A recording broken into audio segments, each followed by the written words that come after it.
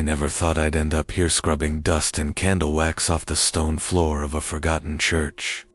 Sitting miles away from the nearest gas station, stranded in a desert that swallows sound at night. But I needed the money. When I answered the ad, it didn't even sound real.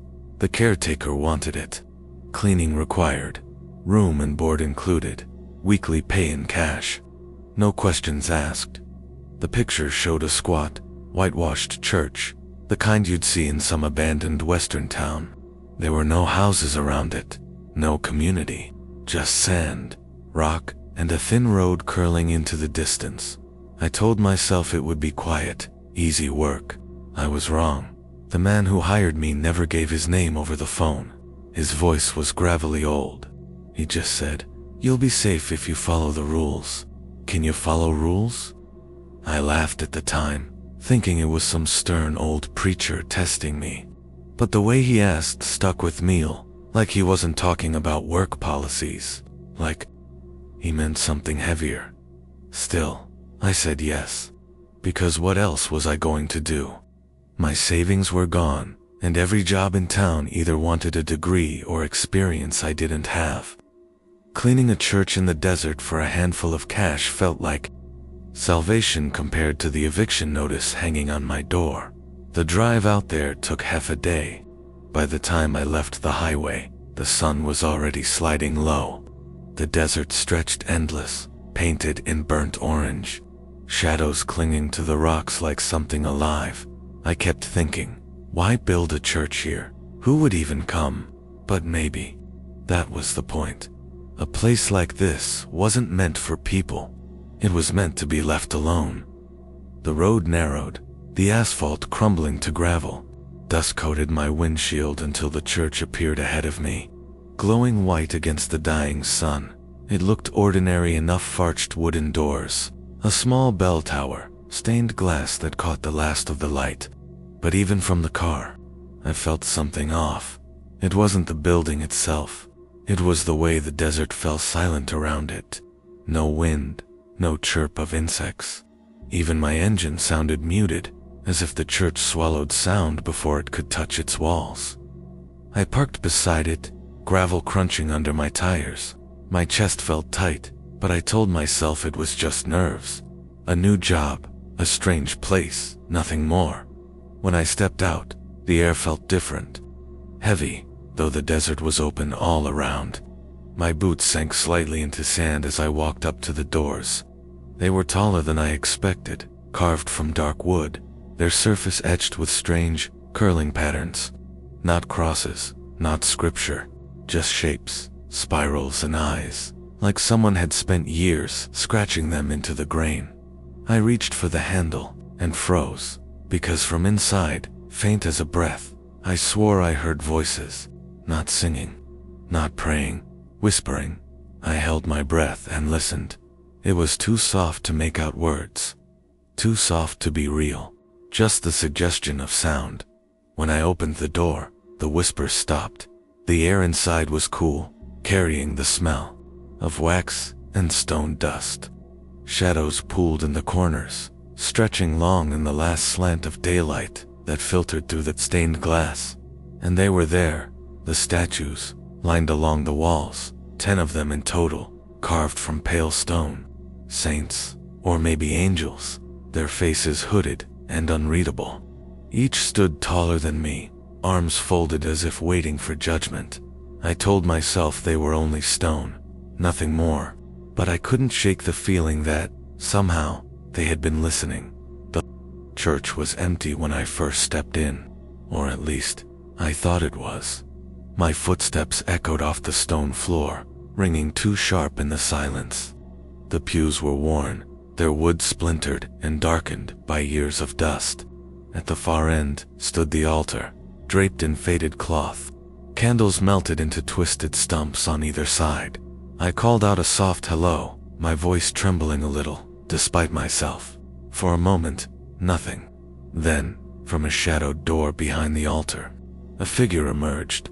The man was thin, stooped, his black coat hanging loose on his frame. His skin looked weathered, the kind you only get after decades of desert sun. His hair was gray, his eyes dark and sharp as if they had forgotten how to blink. "You're the cleaner," he said. Not a question. I nodded. "Yes, sir, I'm here. About the job." He studied me for a long time. His gaze didn't move, didn't waver, as if he were measuring me against some unspoken standard. Finally, he said, "You'll stay in the room above the vestry. Work begins tonight." It wasn't much of a greeting, but I followed him anyway, deeper into the church. The living quarters were small, a narrow bed, a dresser, a cracked mirror, and a single lamp with a yellow bulb that hummed faintly when it turned on. "This will be yours," he said. "You'll clean the nave, the altar, the windows, and the floor each night. Nothing more, nothing less." He moved with surprising speed for his age, pulling a folded sheet of paper from his coat pocket. He handed it to me without explanation. "These are the rules," he said. "You will follow them exactly. If you don't, you won't last here." I unfolded the paper. 7 lines were written in neat, deliberate handwriting. "Do not clean the altar after 11:59 p.m. If you hear the bell ring at night, do not look toward the tower. Never move the statues. If one is facing you, leave it that way. Do not sweep the floor while the candles are lit. Extinguish them first. If you find sand inside, sweep it out immediately. Do not let it gather. Never, under any circumstances, sleep in the pews. At midnight, lock the front doors. Do not open them again until dawn." I frowned as I read. They sounded strange. Not rules for cleaning, not really. More like superstitions. I asked him, "Why are these necessary?" His eyes hardened. "They are not to be questioned, only followed." The way he said it wasn't anger. It was fear. That first evening, I tried to work as normally as possible. I swept the floor, cleared the dust, polished the wooden pews, but every few minutes, my eyes drifted back to the statues. They stood in their silent line, each carved in robes, each hood pulled low. None of them had mouths, only faint indentations where lips should have been. But still, I couldn't shake the memory of those whispers I thought I'd heard when I entered. The old man caretaker, priest, or whatever he was lingered at the edges of my vision. He never helped, just watched. Occasionally, he reminded me of the rules. Extinguish the candles before sweeping. Don't touch the statues. Doors locked at midnight. I nodded, but I felt something cold settle in my stomach. He wasn't reminding me like a boss. He was warning me. Later, I stepped outside for air. The desert night pressed close, stars burning sharp above an ocean of darkness. The church's bell tower loomed against the sky, its bronze bell motionless. I asked the man, "Who comes out here? Who attends?" "No one," he answered. "Not anymore." "Then why keep it clean?" His face tightened. For a second, I thought he wouldn't answer. Then, in a low voice, he said, "Because it must be."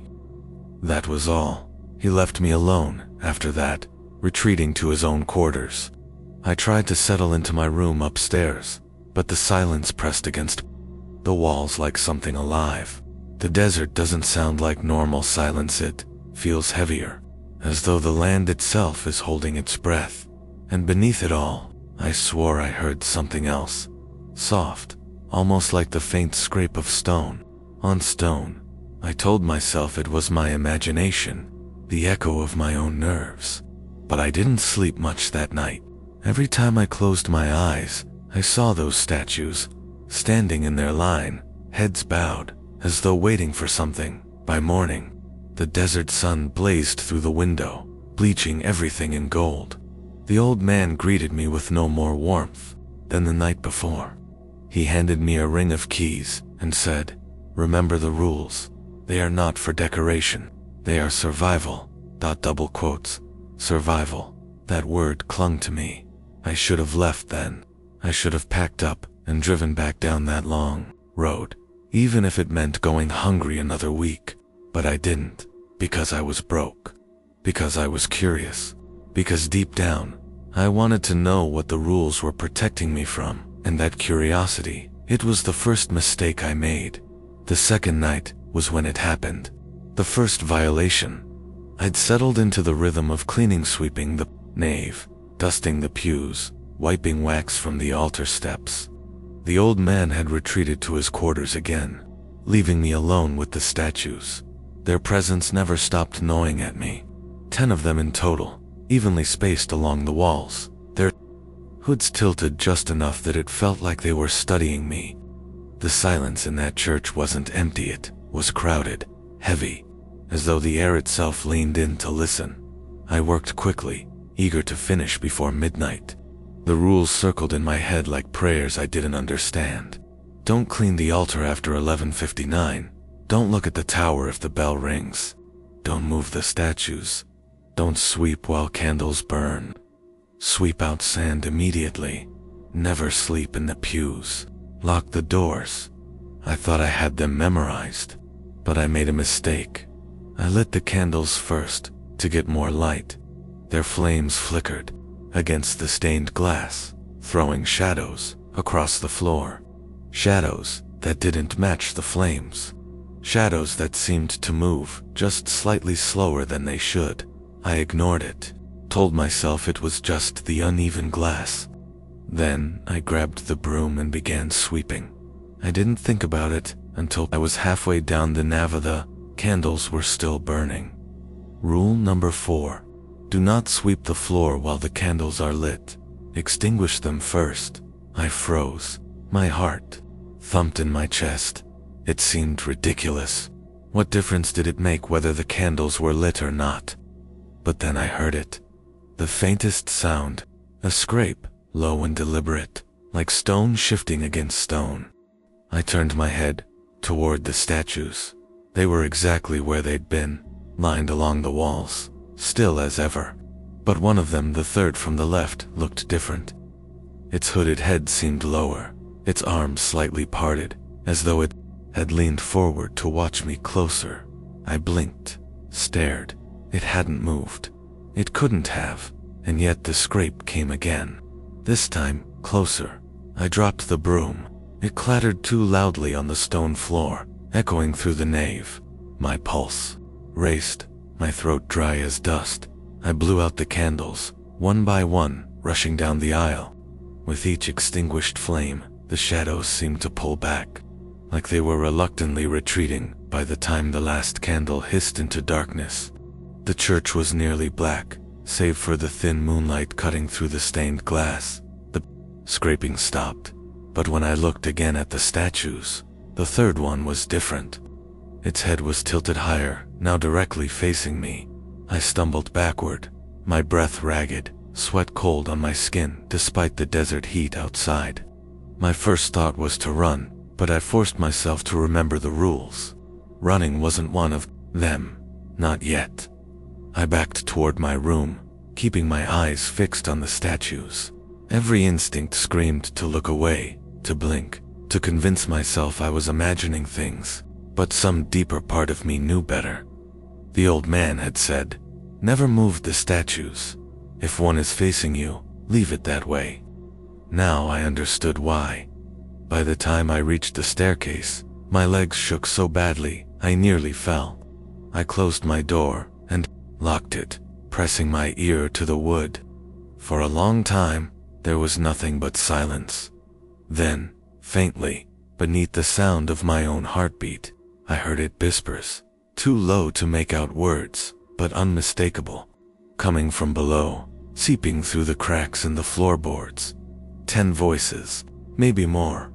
I curled on the bed and stayed that way until the sun broke across the desert in the morning. The old man looked at me with those sharp, knowing eyes. "You swept with the candles burning," he said. Not a question. My mouth went dry.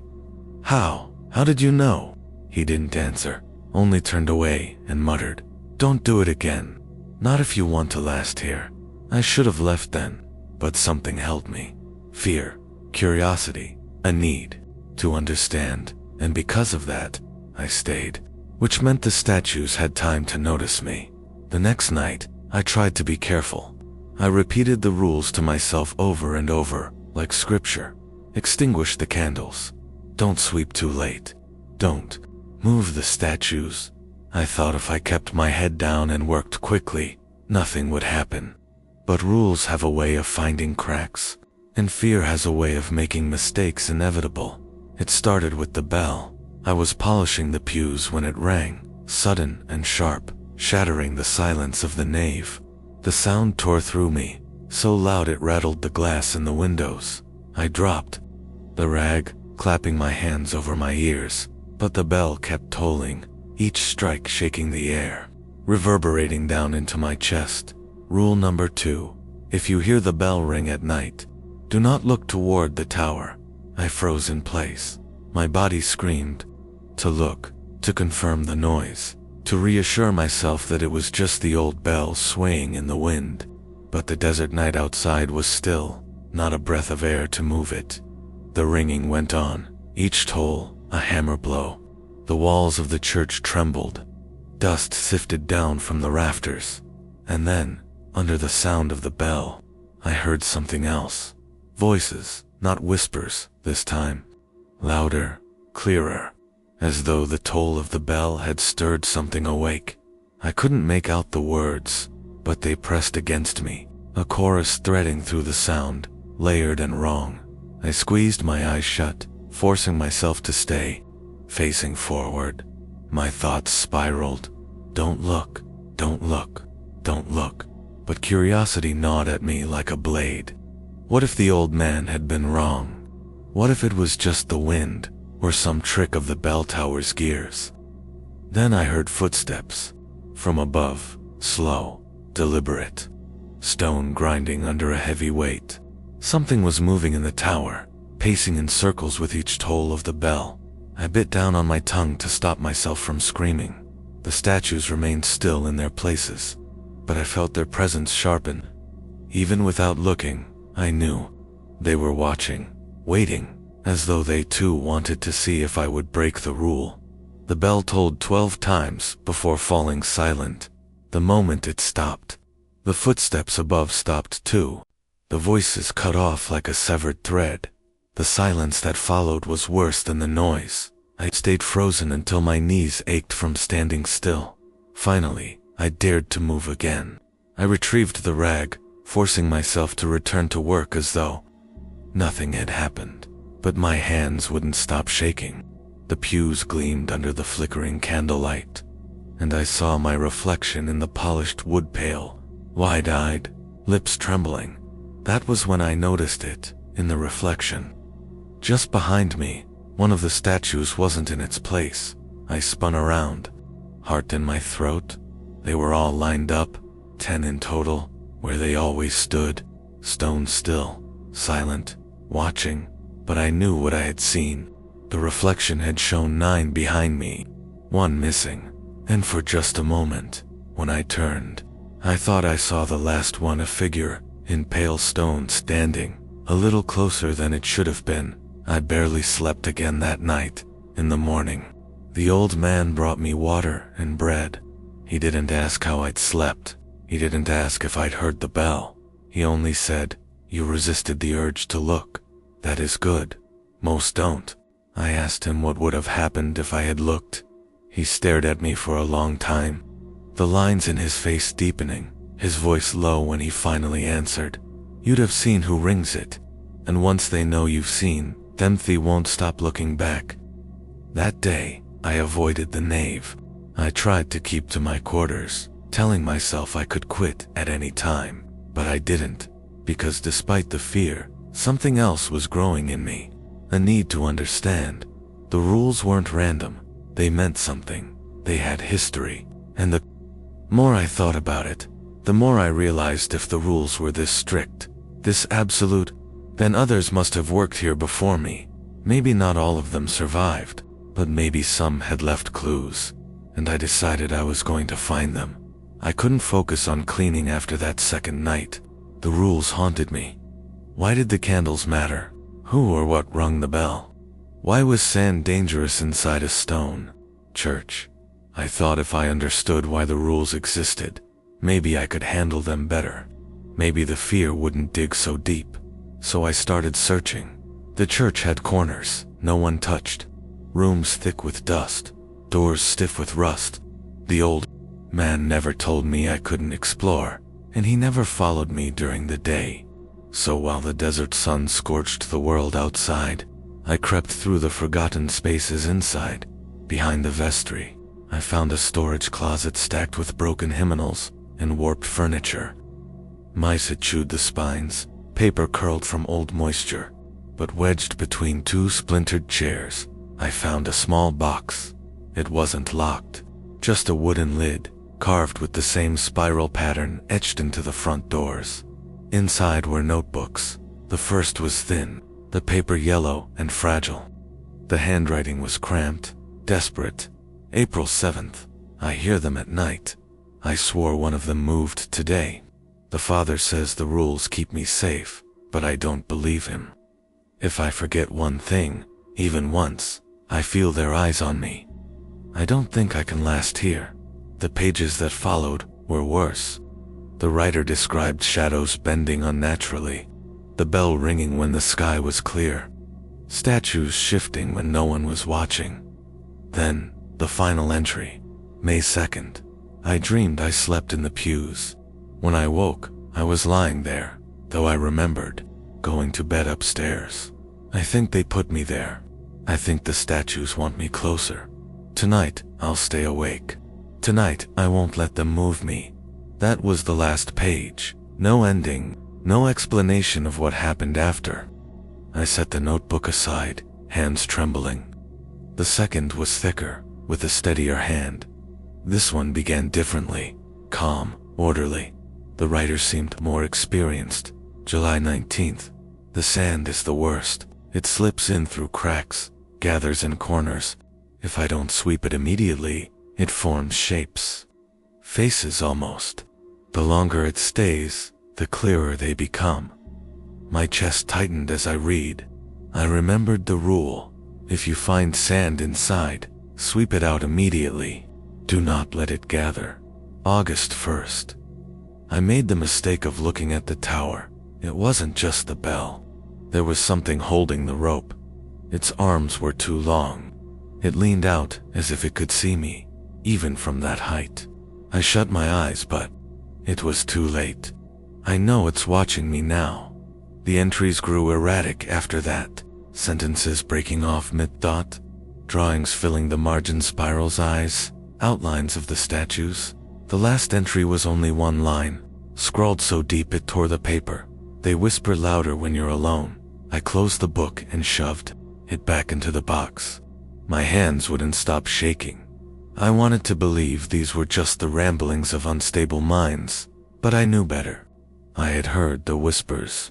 I had seen the statue's head tilt, and if there were notebooks, that meant there had been others before me.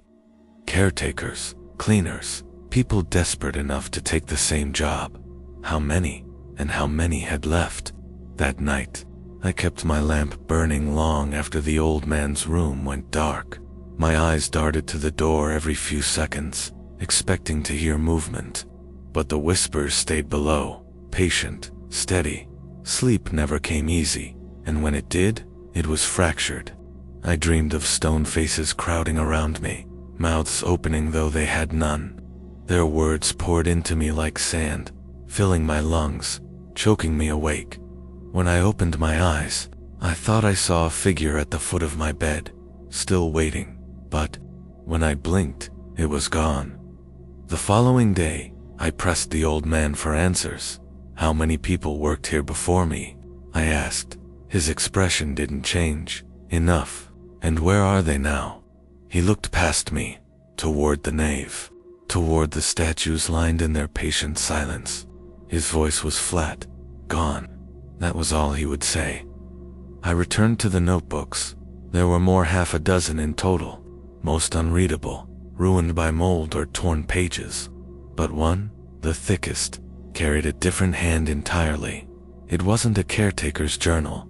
It was older, written in faded ink, the language stiff, almost biblical. It spoke of the church's founding. We built this house not for the people, but to bind what the sands uncovered. The desert does not rest. It shifts. It exhumes. We sealed them in stone, gave them form, gave them rules, so they would not devour all. If the caretakers fail, the desert will open again. My breath caught in my throat. The statues weren't saints. They weren't angels. They were bindings, containers, and the rules. The rules weren't for the caretaker's discipline. They were chains.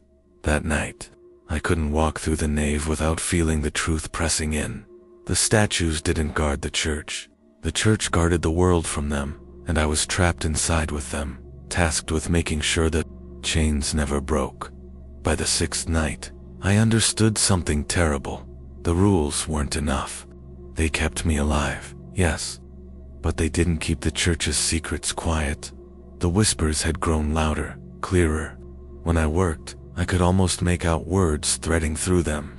Names, maybe. Commands. My own heartbeat was no longer the only rhythm in that place. Theirs was stronger. And then, on that night, I learned what happened when the rules were bent, not broken. It began with sand. I found it in the corner of the nave, a small pile where the stone met the wall. I'd swept every inch before, and I knew it hadn't been there earlier. The rule came back instantly. If you find sand inside, sweep it out immediately. Do not let it gather. I grabbed the broom and brushed it toward the door, but as I swept, the grains shifted unnaturally, holding shape longer than they should have. At first, I thought it was my imagination. Then I saw it. The faint outline of a face in the sand, lips parted, eyes sunken. I froze. The grains twitched. A hollow sigh escaped from the pile, faint but real. I forced myself to keep sweeping, heart hammering, until every grain was shoved out onto the stone steps outside. But when I turned back, another pile had formed on the opposite side of the nave, and this one was bigger. I worked frantically, sweeping one pile, then another, then another. Each time I cleared one, more appeared. They grew faster than I could keep up. And the faces the faces became sharper. Mouths moved soundlessly, eyes blinked open and shut. Dozens of them, gasping for air in a place where they shouldn't exist. The air grew heavy with the stench of dust, old and suffocating. My arms ached, sweat slicking down my back. Then the candles flared. I hadn't lit them. I hadn't touched them. But now, every single one burned with a tall white flame, casting violent shadows across the nave, and I realized what I had done. I was sweeping while the candles were lit. The sound began immediately. A scrape, a shift, stone dragging against stone. I looked up and every statue had turned. They weren't lined along the walls anymore. They weren't patient, passive watchers. They were all facing the center aisle, hoods tilted down toward me. 10 faceless heads, locked on where I stood. I stumbled backward, the broom falling from my hands. My breath came ragged, every instinct screaming to run. But I remembered the old man's voice. If one is facing you, leave it that way. So I didn't touch them. I didn't move, but I couldn't stop what came next. The bell rang once, twice, 3 times. The sound rattled the windows, shook dust from the rafters. The statues stepped forward. I swear to God, they stepped forward, stone feet grinding, hoods lowering. The nave stretched impossibly long as they advanced, closing in from both sides.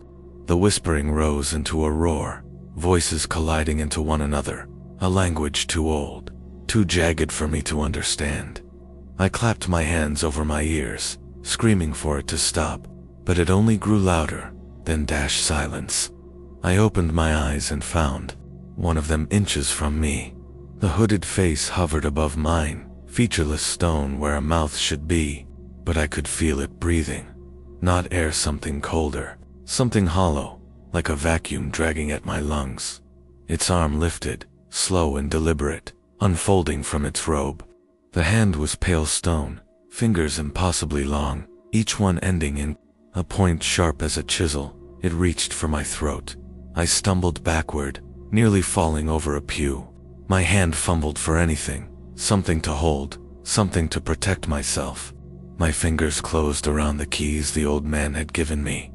I don't know why, but I held them out, the metal jingling in my shaking fist. The statue stopped. Its hood tilted, as if considering. The whispering faltered, and then, like a film reel, cutting, they were all back in their places. 10 in a line, silent, UNMOVING. The broom lay on the floor. The candles had gone dark. The sand was gone. It was as if nothing had happened at all.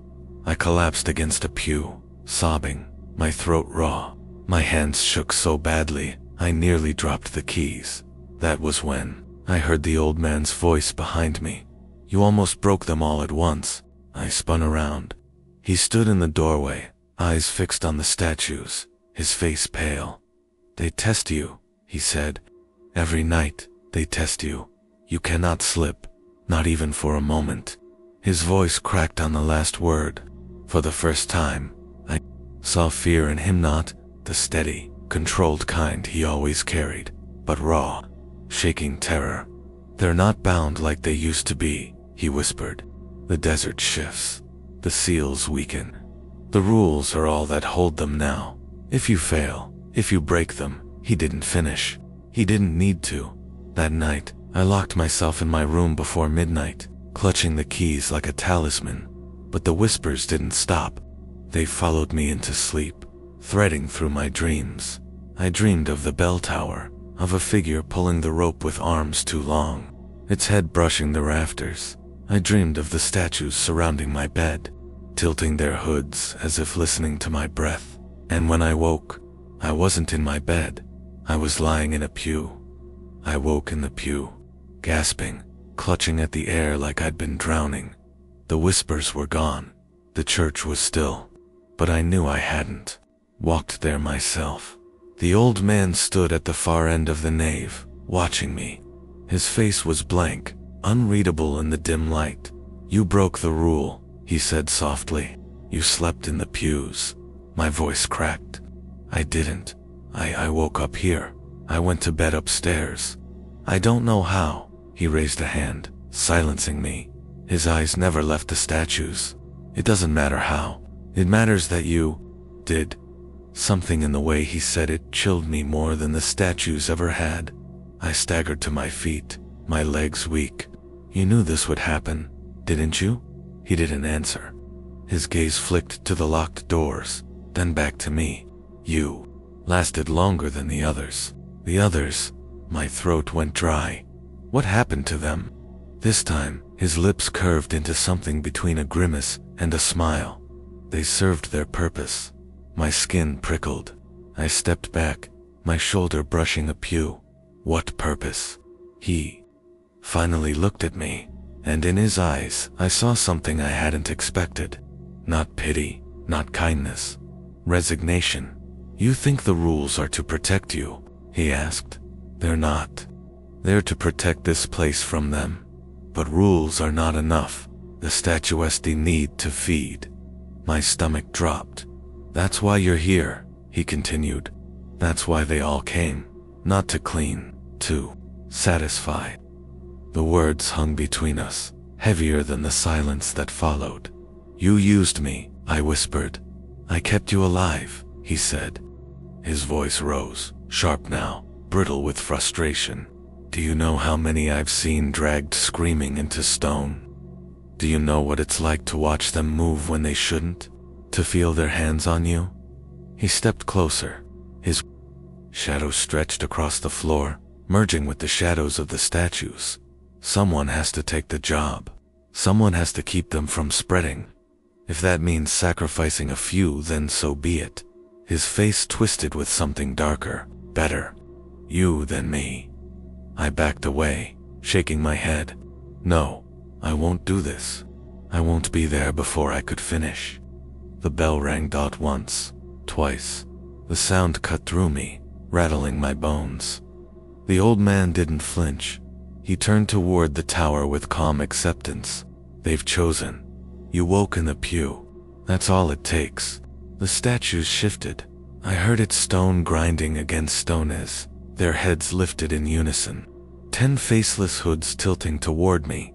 I stumbled backward, panic clawing my chest. "Help me." His expression softened, almost gentle, but his words were hollow. "I can't. Not anymore. I gave them you." I ran. I bolted past the pews, past the altar, toward the staircase leading up to my room. Behind me, I heard the grinding steps of stone on stone, slow and deliberate. The old man didn't move. He just watched, his voice echoing after me. "Lock the door. Stay still. If they take you, make it quick. If not," he trailed off, his words dissolving into a whisper I couldn't make out. I slammed the door to my room, fumbling with the lock, my breath ragged. My hands shook so violently, I nearly dropped the keys. Below, the church creaked with the sound of movement, heavy, purposeful, and beneath it, I swore I heard the old man laughing. Not loud, not cruel, just tired, broken laughter. The sound of someone who had carried his burden too long and had finally passed it on. When I pressed my ear to the door, I didn't hear his voice anymore. I never saw him again. I sat on the bed with my back pressed against the wall, every muscle tight. The keys clutched so hard in my fist that the teeth cut into my skin. The whispers grew louder, crawling up through the floorboards. The statues moved below, their stone feet grinding as they searched the nave. The old man was gone. Maybe he had given himself over, or maybe he'd simply walked away, content to let me bear the weight now. Either way, I was alone. The rules weren't just rules anymore, they were a cage. Follow them, and I lived one more night.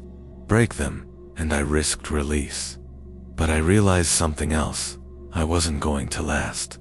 The notebooks proved that no one did. Every caretaker before me had been broken, dragged down, or taken apart piece by piece. Sooner or later, I would fail, so I had to make a choice. The first test came quickly. Sand began to gather in my room. Not much, just a few grains seeping under the door. But it spread fast, threading across the floor, weaving patterns that curled like the spirals carved into the church's doors. The rule was clear: sweep it out immediately. But if I opened the door, I would break the 7th rule: never open the doors after midnight. The whispers pressed close, urging me to choose. Either way, I would break something. I stood, trembling, broom in one hand, keys in the other. If I swept, I risked unlocking the seals, letting the statues in. If I didn't, the sand would keep spreading until the faces formed, until something rose from them. I thought of the old man's words. Someone has to keep them bound. And then I thought of the journals, filled with names and screams, proof that no one ever truly survived. Why should I keep feeding them?